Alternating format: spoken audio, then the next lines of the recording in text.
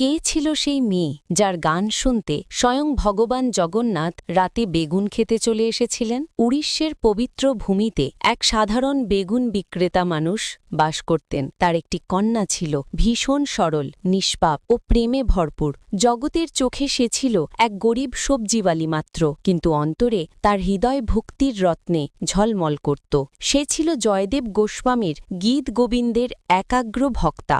দিনরাত সে সেই গীত গোবিন্দের পদ গুনগুন করে গাইত। তার কণ্ঠে কোনো শাস্ত্রীয় রাগ বা সুরের নিখুঁততা ছিল না, কিন্তু তার সুরে ছিল এক অমল মধুর ভক্তির রস, যা সরাসরি পৌঁছে যেত ভগবান জগন্নাথের হৃদয়ে। সেই ভক্তকন্যা প্রতিদিন মা বাবার সেবা করত, ঘরের সমস্ত কাজ শেষ করত, তারপর ভালোবাসায় ভরে গাইত, জয় দেব, জয় দেব। একদিন পূর্ণিমার রাত, চাঁদের আলো ছাড়া গ্রাম জুড়ে ছড়িয়ে পড়েছে। বাবা তাকে ডেকে বললেন, মা,